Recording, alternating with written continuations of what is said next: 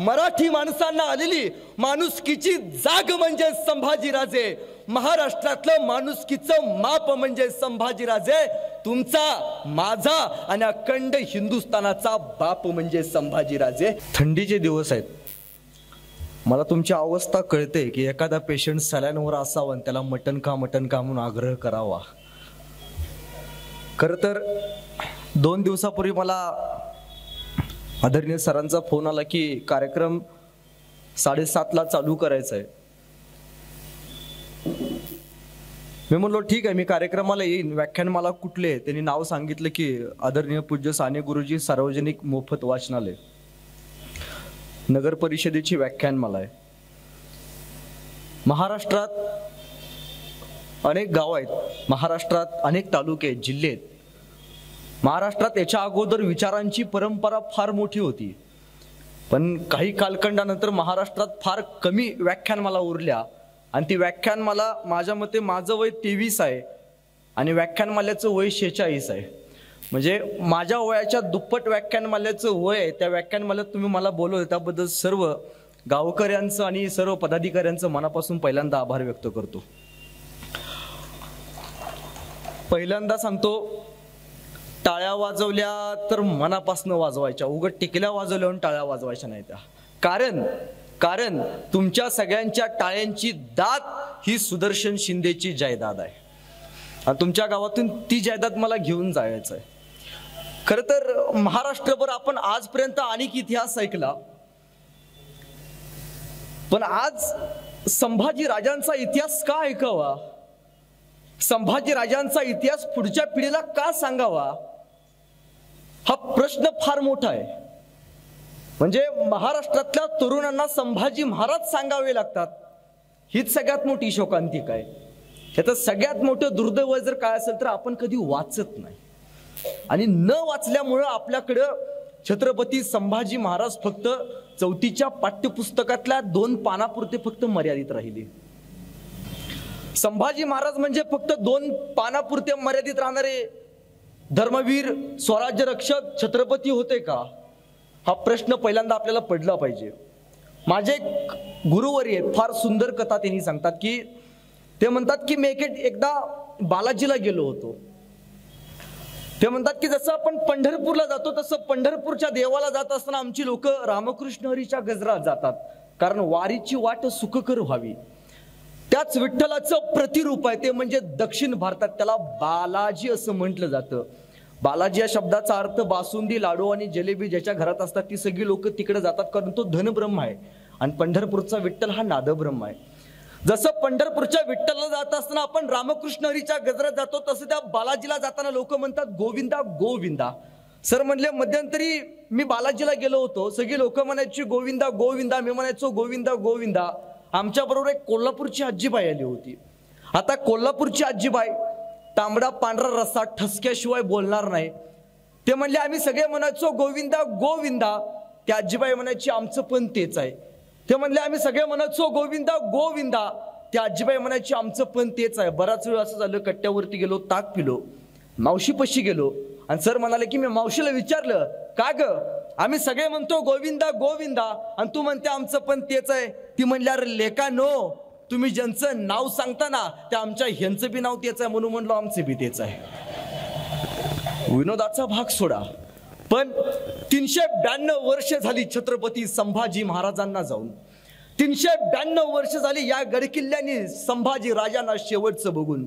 392 वर्ष झाली या मातीमध्ये संभाजी राजांच्या रक्तमुद्रा उमटून. पण 392 वर्षानंतर सुद्धा संभाजी राजे हे धर्मवीर होते का, स्वराज्य रक्षक होते का, छत्रपती होते, या चौकटीत आपण बांधून ठेवावं. संभाजी राजांचं शौर्य कमी करायचं, संभाजी राजांचा पराक्रम कमी करायचा, संभाजी राजांना कुठल्या तरी चौकटीत बांधून ठेवायचं आणि आमची धगधगती मनगट्टे शांत बसतात, या मातीचं दुर्दैव आहे. अहो बघा ना, छत्रपती संभाजी महाराज हे नाव ऐकल्यावरती आपलं रक्त सळसळतं. छत्रपती संभाजी राजांचं नाव ऐकल्यावरती आपलं रक्त तापतं. छत्रपती संभाजी राजांचं नाव ऐकल्यावरती आपल्या अंगावरती काटा येतो. छत्रपती संभाजी राजांचं नाव ऐकल्यावरती आयुष्यात आलेलं संकट छातडावरती घेऊन फिरवायची जिगर हा सह्याद्री तुमच्या माझ्या मनामध्ये निर्माण करतो. छत्रपती संभाजी महाराज की.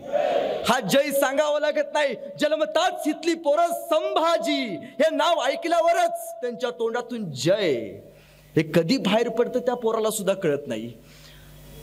पण कधी प्रश्न पडलाय का हो, संभाजी राजांना आपण कधी पाहिलं नाही? पाहिलं.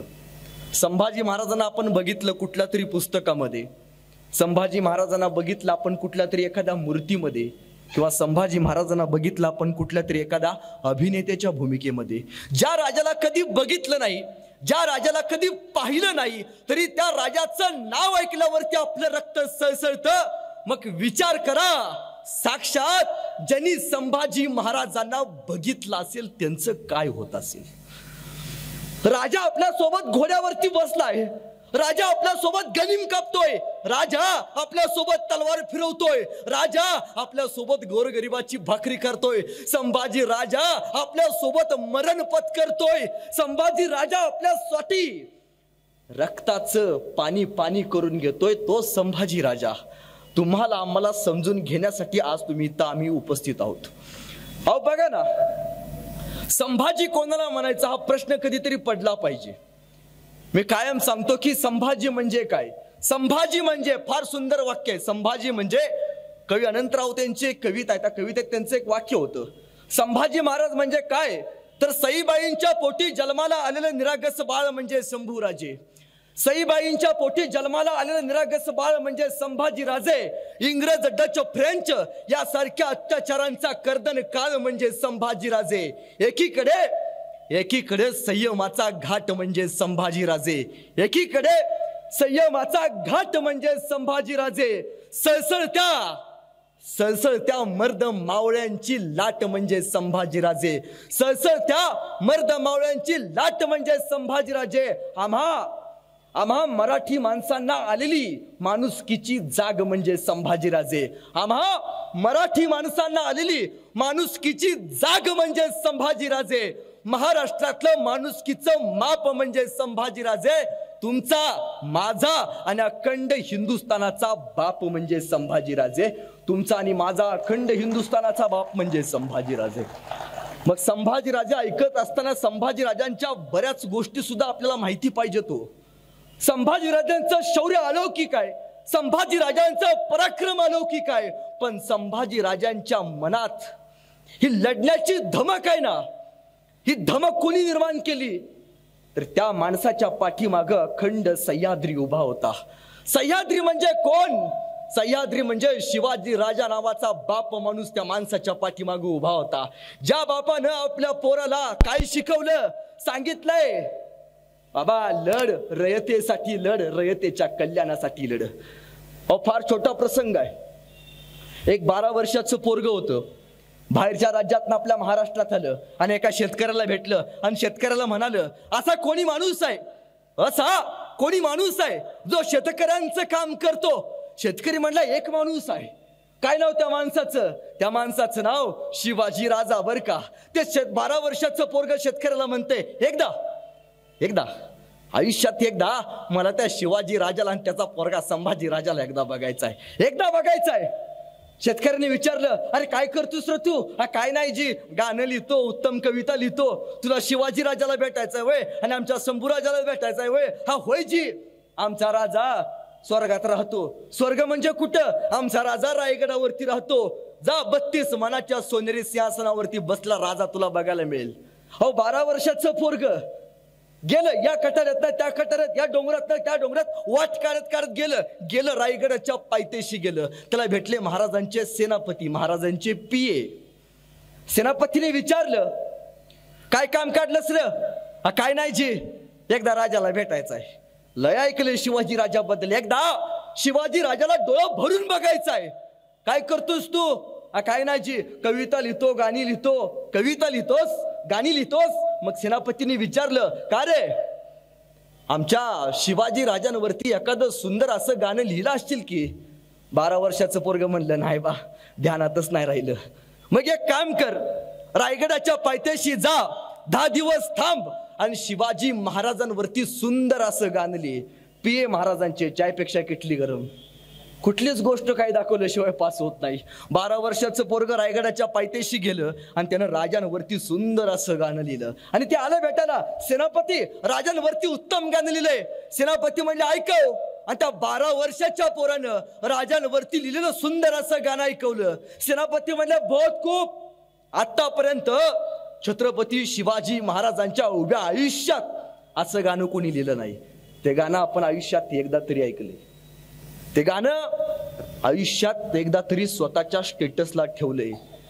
ते गाणं संभाजीराजे शिवाजीराजे जिवंत असताना त्यांच्या काळात एकमेव लिहिलेलं गाणं. त्या 12 वर्षाच्या पोरला धरलं, राजांच्या समोर येऊन उभा केलं आणि राजांना सांगितलं, राज 12 वर्षाचं पोरग आहे, तुमच्यावरती उत्तम गाणं लिहिलंय. राजे म्हणले अरे ऐकव. संभाजीराजे हा सगळा सोहळा देखना बघत होते. ऐकव म्हटल्यावरती 12 वर्षाचं पोरग तार करणार शिवाजी राजाला बघत उभा राहिलं आणि शिवरायांवरती लिहिलं सुंदर असं गाणं म्हणायला लागलं. माझ्याबरोबर सगळ्यांनी टाळ्या वाजवायच्या, हात वरती करा.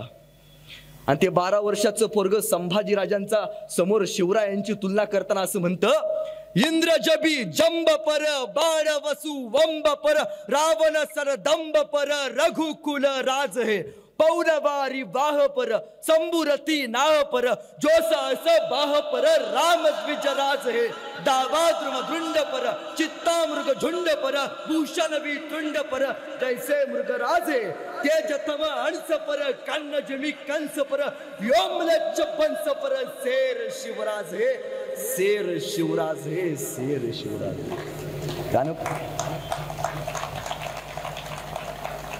गाणं प्रत्येकानं ऐकलं. ही गाणं, हे गाणं महाराज जिवंत असताना लिहिलं. महाराजांच्या आयुष्यात एकमेव हयातीत लिहिलेलं गाणं. महाराज म्हणले बहुत खूप. त्या कवीचं नाव कविभूषण. महाराज म्हणतात कविभूषण, वा काय सुंदर कविता लिहिलात, बोला कविभूषण, तुम्हाला काय बक्षीस देऊ. कविभूषण लगीन आहे म्हणाले, महाराज गडिंग्लजच्या ग्रामपंचायती जोड बघा, का कुठं 2 BHK घेऊन देताय का बघा. रक्त वेगळं होतं. कविभूषण म्हणाले, महाराज हिरे माणिक मोती याहीपेक्षा छत्रपती शिवाजी महाराज आणि छत्रपती शंभूराजे आम्हाला देवा समान आहेत. ही लढण्याची उर्मी आहे ना, बापाबद्दल अभिमान असावा, बापाबद्दल स्वाभिमान असावा, ही प्रेरणाच लहान वयात संभाजी राजांना मिळत होती.